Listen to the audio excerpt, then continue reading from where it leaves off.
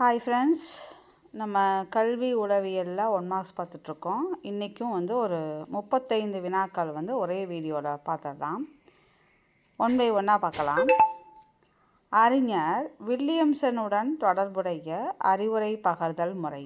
அறிஞர் வில்லியம்சனுடன் தொடர்புடைய அறிவுரை பகர்தல் முறை என்ன முறை? அறிஞர் வில்லியம்சனுடன் தொடர்புடைய அறிவுரை பகர்தல் நேரடி முறை. அப்போ வில்லியம், வில்லியம், இப்போ அப்போ நேரடி அப்படி ஞாபகம் வச்சுங்க. வில்லியம்சனுடன் தொடர்புடைய அறிவுரை பகர்தல் முறை நேரடி முறை. நேரடி அறிவுரை பகர்தலின் முதல் படிநிலை. நேரடி அறிவுரை பகர்தலோட முதல் படிநிலை என்ன அப்படின்னா, முதல் படிநிலை பகுப்பாய்வு. அதாவது பகுத்து ஆராய்ச்சி பண்ணுறது. நேரடி அறிவுரை பகர்தல், டைரக்டாக அறிவுரை பகர்தலின் முதல் படிநிலை பகுப்பாய்வு. நெக்ஸ்ட் ஒன்,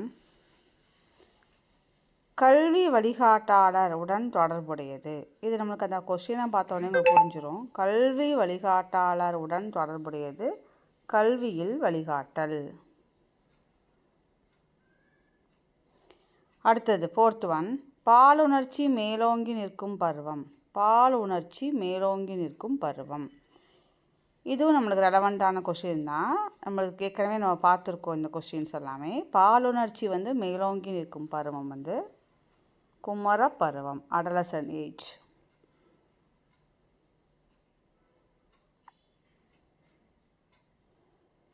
பின்தொடர் பணியோடு தொடர்புடையது. பின்தொடர் பணியோடு தொடர்புடையது. இது ஞாபகம் வச்சுங்க. பின்தொடர், பேரண்ட்ஸ் என்ன பண்ணுவாங்க, பின்தொடர்ந்து நம்மளுக்கு என்ன சொல்லிகிட்டே இருப்பாங்க, அறிவுரை பகர்தல் அப்படி ஞாபகம் வச்சுங்க. பின்தொடர் பணியோடு தொடர்புடையது அறிவுரை பகர்தல்.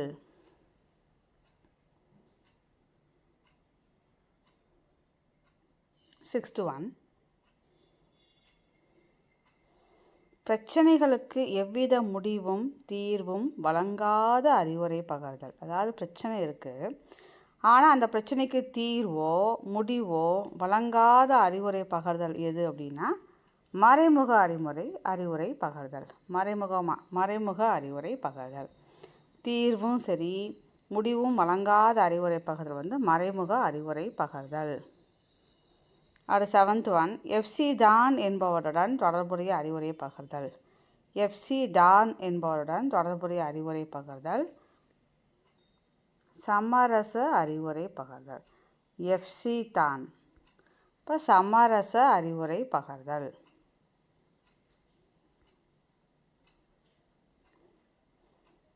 இளஞ்சிறார்களும் தீவிர நடத்தை கோளாறு உள்ளவர்களுக்கும் தேவையான அறிவுரை பகர்தல். இளஞ்சிறார்களுக்கும் தீவிர நடத்தை கோளாறு உள்ளவர்களுக்கும் தேவையான அறிவுரை பகர்தல். அவங்களுக்குலாம் நம்ம என்ன பண்ணோம், குட்டீஸ்க்கெலாம் என்ன பண்ணுவோம், நேரடியாக இதை எடுக்காத, இது சுடும், அதை அப்படி வைக்காத அப்படி சொல்லுவோம் இல்லைங்களா. டேரெக்டாக தான் அவங்களுக்கு சொன்னால் தான் அவங்களுக்கு புரியும். ஸோ இளஞ்சிறார்களுக்கும் தீவிர நடத்தை கோளாறு உள்ளவர்களுக்கும் தேவையான அறிவுரை பகர்தல் நேரடி அறிவுரை பகர்தல். அடுத்தது 9th ஒன், மறைமுக அறிவுரை பகர்தலுக்கு வழங்கப்படும் வேறு பெயர்.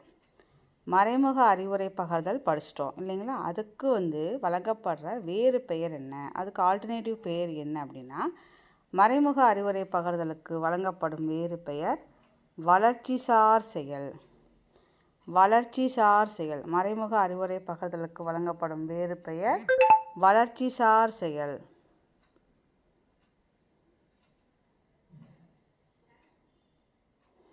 அறிஞர் கார்ல் ரோஜருடன் தொடர்புடைய அறிவுரை பகர்தல்.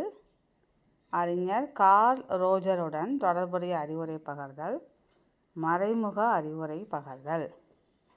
மறைமுக அறிவுரை பகர்தல் தான் கார்ல் ரோஜனாவே ஞாபகம் வச்சுக்கோங்க. மறைமுக அறிவுரை பகர்தல்.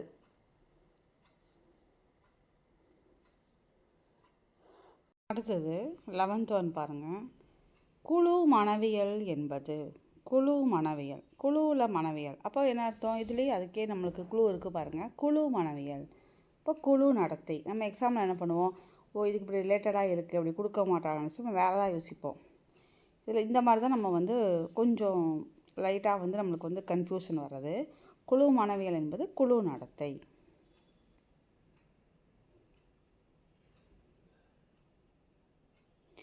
வழிகாட்டலின் மைய பொருளாவது எது? வழிகாட்டலோட மைய பொருள் என்னன்னா, வழிகாட்டலின் மைய பொருள் யாரை பற்றி எதுனா தனிநபர். வழிகாட்டலின் மைய பொருளாவது தனிநபர் தான்.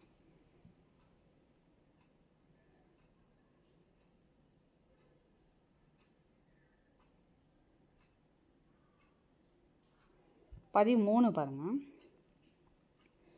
கீழ்கண்டவற்றுள் விரிவான அணுகுமுறையோடு தொடர்புடையது. விரிவான அணுகுமுறை, விரிவான அணுகுமுறையோடு தொடர்புடையது. விரிவான அணுகுமுறைனாவே கண்டிப்பாக நம்ம லைஃப்பில் நமக்கு என்ன வேணும்?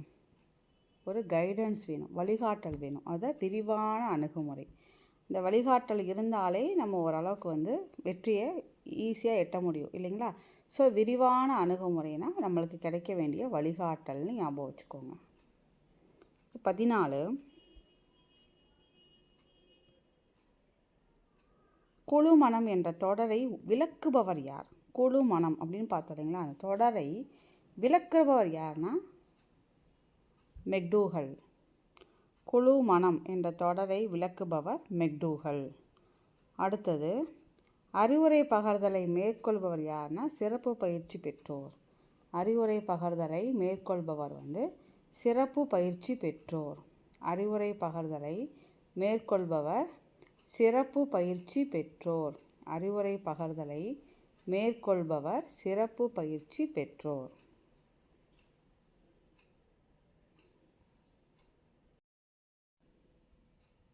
நெக்ஸ்ட் ஒன் 16வது அறிவுரை பகர்தலுக்கு உகந்தவர் யார்? யாருக்கு நம்ம வந்து அறிவுரை பகர்தணும் அப்படின்னா, தீவிர பிரச்சனைக்கு ஆட்பட்டவரா, மீத்திறன் மாணவர்களா, உயரடைவு மாணவர்களா, சிறப்பு மாணவர்களான்னு கேட்டால் அறிவுரை பகர்தலுக்கு உகந்தவர் தீவிர பிரச்சனைக்கு ஆட்பட்டவர். தீவிர பிரச்சனைக்கு ஆட்பட்டவர் தான் அறிவுரை பகர்தலுக்கு உகந்தவர் ஆவார்.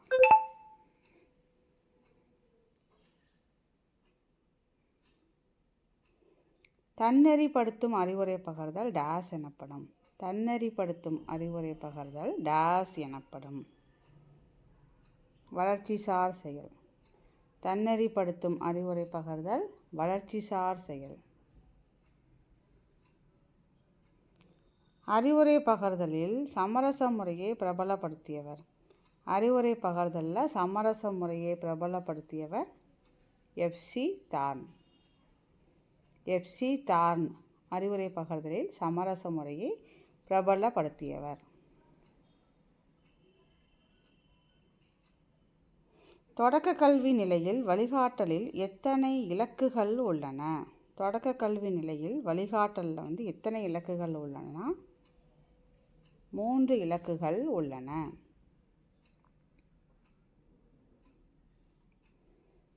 அறிவுரை பகர்தல் மூலம் இதில் என்ன நடக்கும்னு பாருங்கள். தனி ஒருவரோட பிரச்சனையை தீர்க்கலாம், குழுவின் பிரச்சனையை தீர்க்கலாம், குடும்ப பிரச்சனையை தீர்க்கலாம், நண்பரின் பிரச்சனையை தீர்க்கலாம். அறிவுரை பகர்தலே பார்த்தோம். அறிவுரை பகர்வன் தனி ஒருவர்னு படித்தோம் இல்லைங்களா? அப்போ தனி ஒருவருக்கு அதோட பிரச்சனையை தான் தீர்க்கலாம். தனி ஒருவரின் பிரச்சனையை தீர்க்கலாம். 21 மாணவர் வளர்ச்சிக்கு தேவையான பல்வேறு பணிகளின் தொகுப்பை வழிகாட்டல். மாணவர் வளர்ச்சிக்கு தேவையான பல்வேறு பணிகளோட தொகுப்பு தான் வழிகாட்டல் அப்படின்னு சொன்னவர் யார் அப்படின்னா ஹெய்ட்.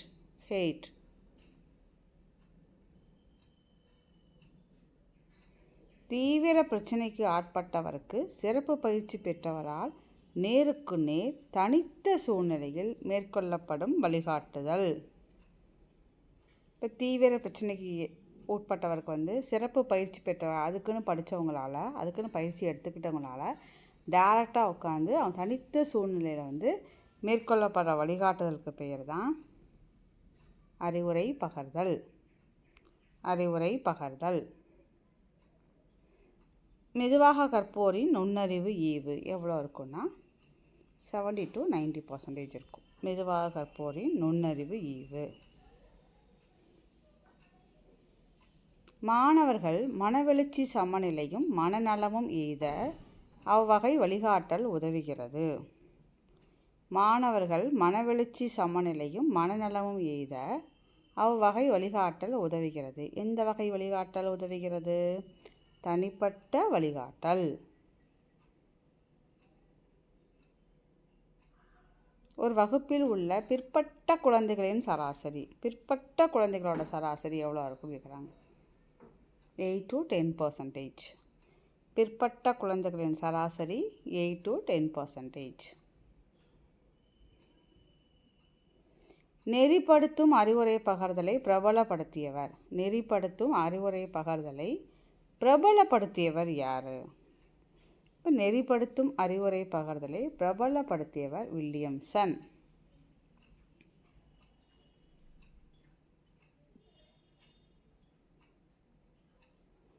மன நிறைவோடும் திறமையோடும் ஒரு தொழிலை செய்து தன்னையும் சமுதாயத்தையும் உயர்த்தி கொள்ள உதவுவது தொழிலை செய்து. அப்போ தொழில் வழிகாட்டல். சிலதெல்லாம் நமக்கு அங்கேயே க்ளூ கிடைக்கும். நீங்கள் கொஸ்டின் 2-3 வாட்டி ரீட் பண்ணுங்கள். மன நிறைவோடும் திறமையோடும் ஒரு தொழிலை செய்து தன்னையும் சமுதாயத்தையும் உயர்த்தி கொள்ள உதவுவது தொழில் வழிகாட்டல்.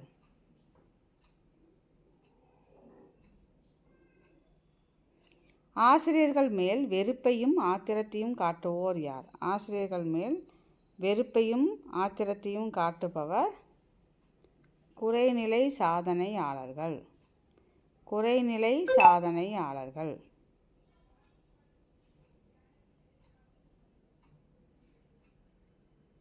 பிற்பட்ட குழந்தைகள் தனது வயதிற்கேற்ப கல்வி வளர்ச்சியில் எத்தனை ஆண்டுகள் பின்தங்கி இருப்பார்கள்? பிற்பட்ட குழந்தைகள் தனது வயதிற்கேற்ப கல்வி வளர்ச்சியில் எத்தனை ஆண்டுகள் பின்தங்கி இருப்பார்கள்? 2 ஆண்டுக்கு மேல் பின்தங்கி இருப்பார்கள்.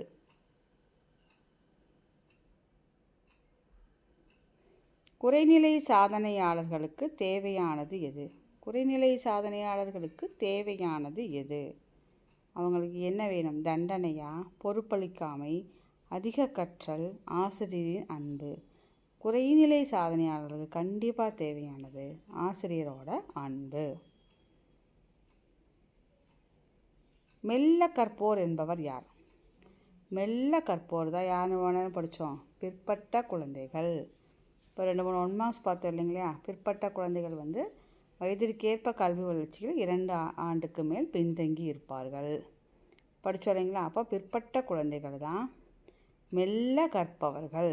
பிற்பட்ட குழந்தைகளின் மெல்ல கற்போர்கள். அவர்களோட சராசரி, ஒரு வகுப்பில் உள்ள பிற்பட்ட குழந்தைகளின் சராசரி 8 to 10%. அடுத்தது, வகுப்பில் ஆசிரியருக்கு பெருந்தொல்லை தருவோர் யார்? வகுப்பில் ஆசிரியர்களுக்கு பெரும் தொல்லை தருபவர் யாருன்னா குறைநிலை சாதனையாளர்கள். குறைநிலை சாதனையாளர். புலன் குறைபாடுடைய குழந்தைகளிடம் காணப்படுவது. புலன் குறைபாடுடைய குழந்தைகளுடன். இந்த புலன் குறைபாடுகளுடன் குழந்தைகள் என்ன காணப்படும்னா ஆளுமை கோளாறு இருக்கும். ஆளுமை கோளாறு. ஆளுமை கோளாறு. பிரெய்லி எழுத்திலான புத்தகங்களை படிப்போர் யார்? பிரெய்லி யூஸ் பண்ணி படிக்கிறவங்க யார்?